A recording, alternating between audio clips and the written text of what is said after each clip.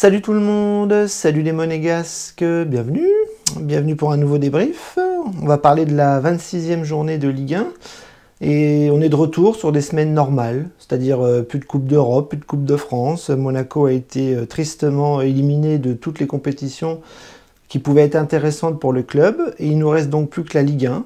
Voilà, on se dirige tranquillement vers la fin de saison sans que personne s'en émeuvent, hein, les dirigeants, les joueurs. Voilà, on est devenu le petit Monaco, voilà, le petit club qui trouve ça normal de ne plus performer dans quoi que ce soit.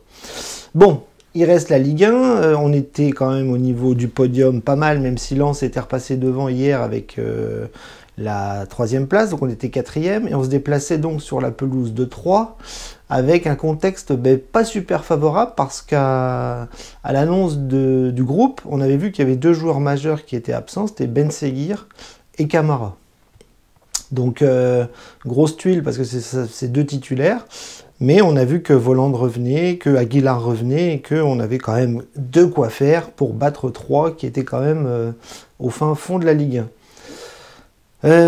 Voilà, donc contexte un peu bizarre parce qu'on a quand même 4 absents avec Maripan Vanderson en plus et on attendait un petit peu avec un match à 13 h, un dimanche, c'est pas toujours évident, et on attendait quand même le travail bien fait parce que Monaco se devait de gagner absolument sans broncher. On va voir que ça s'est pas du tout passé comme ça. On a revu le Monaco qu'on déteste tant, c'est-à-dire le Monaco qui n'arrive pas face à une petite équipe, donc le mauvais Monaco. Et en fait, on a fait un triste match nul sur la pelouse de Troyes, on a fait 2-2, avec un scénario qui était amplement en faveur des Troyens, parce qu'ils ont mené 1-0 pendant longtemps.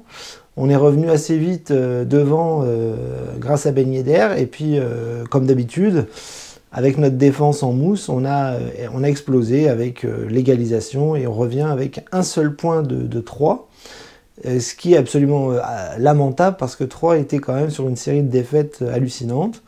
Et comme d'habitude, on relance un petit club, on relance une équipe faible et nous, on fait une prestation absolument affligeante comme on a pu le voir en début de saison, comme on a pu le voir l'année dernière. Et malheureusement, on a fini une belle série quand même de victoires avec l'élimination en Europa League, Nice, le derby et cet après-midi 3. Donc ça va très très mal. Le scénario c'est, je vous l'ai dit, voilà, première mi-temps catastrophique, des monégasques lents, mous, incapables de se créer des occasions franches, pas de tir cadré, pas de but forcément.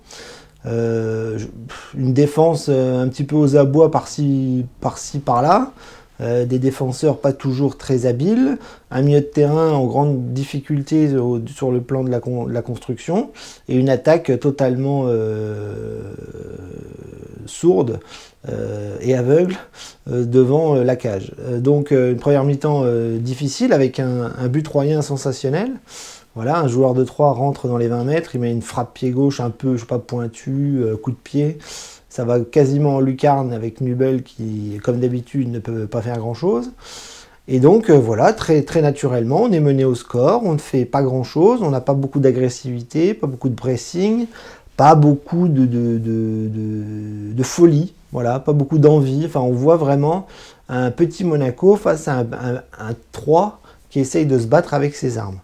Donc à la mi-temps, on est mené à 0, c'est pas bon, c'est mauvais, mais on a toujours l'espoir de se dire que avec nos joueurs, avec la fatigue peut-être troyenne, avec la qualité technique de certains, on va quand même pouvoir revenir au score et remporter ce match malgré une première mi-temps catastrophique. Et c'est ce qu'on va faire, c'est-à-dire que la deuxième mi-temps n'est pas mieux.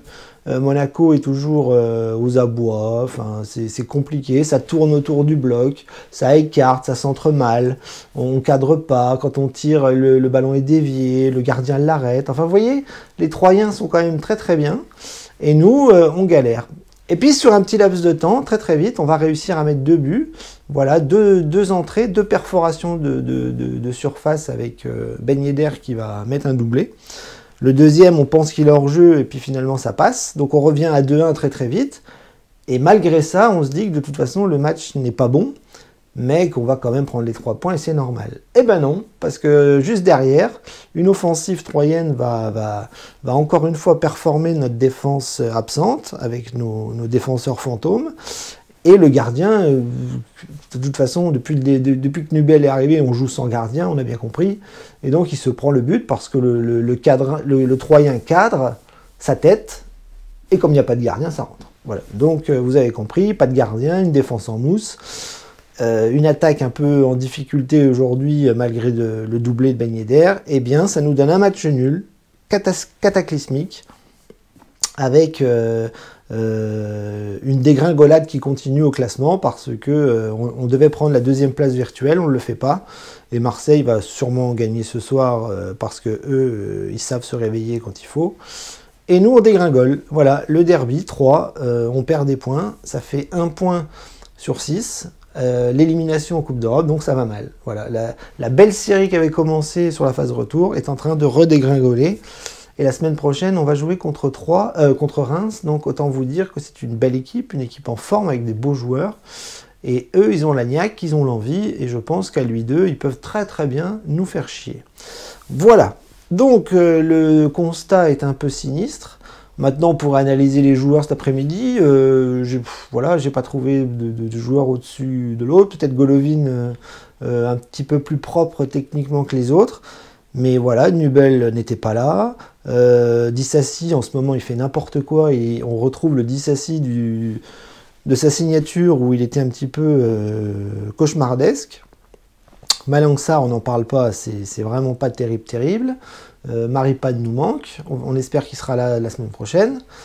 Après, on va pas se mentir, Maripane, Sarr, Disasi, j'ai jamais trouvé qu'on avait des axios extrêmement forts. J'aimais beaucoup Badiachil, mais il est parti. Donc voilà, à l'image des buts qu'on prend, on a quand même une défense centrale qui n'est pas exceptionnelle et qui n'est pas flamboyante. Bah, sur les côtés, j'ai bien aimé le match de Caio Henrique, même si, toujours pareil, quand il faut défendre, c'est un peu compliqué. Mais là, il n'est pas trop responsable de quoi que ce soit. Mais j'ai bien aimé son apport offensif. Voilà, il a beaucoup dribblé, il a beaucoup centré, il a beaucoup essayé. Je pense qu'il s'est bien plu sur son couloir gauche. Mais il n'a pas fait beaucoup de différence, à l'instar d'Aguilar qui lui revenait. Mais j'ai pas trop aimé son match d'Aguilar. J'ai encore trouvé un déficit technique au niveau des centres. La combativité, oui, il est là, il n'y a pas de souci, c'est un bon soldat, il n'y a pas de problème, mais techniquement, je trouve toujours que c'est un petit peu pauvre, et je sais pas, je trouve qu'il apporte moins techniquement que Caio Henrique, c'est peut-être pour ça. Donc Aguilar, j'ai toujours un petit peu de mal. Moi, j'aimerais vraiment que Vanderson revienne, mais entre ses blessures et sa maladie, c'est un peu compliqué. Au milieu de terrain, la grosse tuile, Camara n'était pas là. Matazo, c'est pas génial. Fofana non plus, c'est un peu comme Disasi. Est-ce que c'est l'équipe de France qui les a un peu remués? En tout cas, ils sont un peu moins bons qu'à l'accoutumée. Malgré ça, Fofana, ça reste un peu le patron quand Camara n'est pas là. Et cet après-midi, voilà, j'ai pas trouvé le milieu de terrain très bon dans la récupération, dans l'orientation. Alors si, il y avait quand même des petits gestes intéressants, notamment aux 20 mètres ou aux 18 mètres, avec des petits décalages sur les côtés, voilà, il essayait d'orienter. Mais il a perdu beaucoup de ballons aussi, Fofana. Et puis Matazo, j'ai toujours tendance à ne pas beaucoup le voir dans le match. Je pense qu'il est très appliqué, il fait le minimum pour ne pas faire de bêtises. Mais souvent, dans une rencontre, Matazo, j'ai du mal à analyser ses matchs parce que je le trouve toujours un petit peu absent, un petit peu, pas perdu, hein, mais invisible, voilà, dans le milieu de terrain. Donc voilà, quand un milieu ne flamboie pas beaucoup, eh bien, on a une équipe qui est bancale, et on l'a vu aujourd'hui, c'était pas très bon. Sur les côtés, Golovin, ben lui, il est bien en ce moment, donc j'ai trouvé que techniquement, il était un petit peu au-dessus des autres, c'est-à-dire il réussissait bien ses contrôles, ses centres, ses décalages. Il n'a pas réussi à cadrer sur ses quelques frappes en première période, mais je l'ai trouvé très actif, et bon, on en a besoin, hein. Je veux dire, on a une équipe en ce moment qui ne tourne pas très bien, mais s'il y en a bien un qui doit être titulaire, c'est Golovin, et j'ai du mal à dire du mal de ses matchs, si ce n'est ses difficultés à frapper correctement au cadre. Côté droit, Diatta catastrophique. Alors là, je ne sais pas s'il a mis les bonnes chaussures, mais il n'arrêtait pas de glisser. Et il n'arrivait pas à dribbler, à accélérer, à faire la différence sur son côté droit.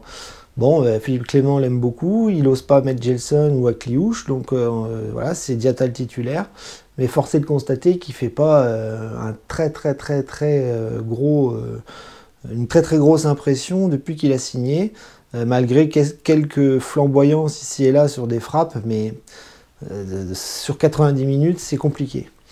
Devant, ça a été compliqué aussi pour le retour de Volland avec Ben Yedder. On aime bien les voir tous les deux. Ben Yedder a mis un doublé, donc je pense qu'il est homme du match sans contestation, parce que c'est toujours bien et toujours important de voir Ben Yedder marquer des buts.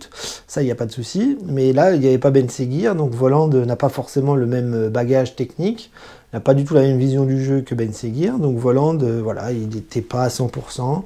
Je l'ai trouvé un petit peu maladroit dans beaucoup de choses. Et j'ai envie de dire, c'est normal. C'est normal, il a été absent trop longtemps. Et là, sa titularisation montre que il n'est pas encore prêt à éclabousser de son talent, si talent il y a. Donc Ben Yedder, voilà, doublé, je vais pas cracher dessus. Il a quand même raté quelques occasions assez franches, notamment sur le côté droit où il tire sur la barre. Mais bon, voilà, il a essayé, mais il a mis un doublé, donc je vais avoir du mal à cracher dessus. Au niveau des remplaçants, eh bien, Philippe Clément fait toujours les mêmes, hein, Jacobs, on n'a pas vu Minamino, mais voilà, on a vu des changements assez classiques, hein, surtout Mbolo qui nous fait toujours du bien quand il rentre avec son physique, son impact, sa puissance et son intelligence. Donc ça, Mbolo, moi j'adore. Jacobs, pareil, un peu comme Aguilar, c'est-à-dire un bagage technique très faible. Oui, il court vite, il s'est centré, il n'y a pas de problème, mais je trouve qu'il n'a pas une intelligence à la Caio Henrique, par exemple, et j'aime pas trop ce profil-là, quoi. J'ai du mal à comprendre ce qu'il fait chez nous, mais bon. Boidou, c'est pareil, compliqué, entrée un petit peu catastrophique. Il a essayé d'orienter le jeu, il a fait des mauvaises passes, lui aussi s'est fait bouger, il est tombé aussi une paire de fois. Enfin bref, j'ai pas trouvé beaucoup de positifs dans les remplacements cet après-midi. C'était des remplacements assez attendus. Et voilà, pas grand chose de bien flamboyant, si ce n'est Mbolo qui est toujours intéressant. Donc voilà, le débrief se termine, c'est déprimant. C'est déprimant de voir que cette saison est vraiment mauvaise, mais malheureusement, le pire, c'est pas qu'elle soit mauvaise, c'est qu'on commence à s'habituer à des saisons moyennes, voilà, très moyennes, c'est-à-dire on performe dans rien, on n'arrive pas à choper la deuxième place depuis quelques saisons. Les Coupes de France, on n'y arrive pas, les Coupes d'Europe, on n'y arrive pas, la Ligue des Champions, on n'y arrive pas. Donc voilà, Monaco est rentré dans le rang du syndrome du club français où on fait le strict minimum dans les hautes compétitions. Et puis dans le championnat, eh bien, on est là sans être là. Voilà, on est là sans être là. C'est-à-dire qu'on on tourne autour du podium, et puis quand il s'agit de frapper un grand coup, clac, ça s'écroule. Contre Nice, ça s'écroule. Cet après-midi, ça s'écroule. Donc il va falloir attendre une nouvelle série de victoires pour repenser à quelque chose de positif. Mais là, avec ce match nul, bon, Lens a fait match nul, on repasse devant.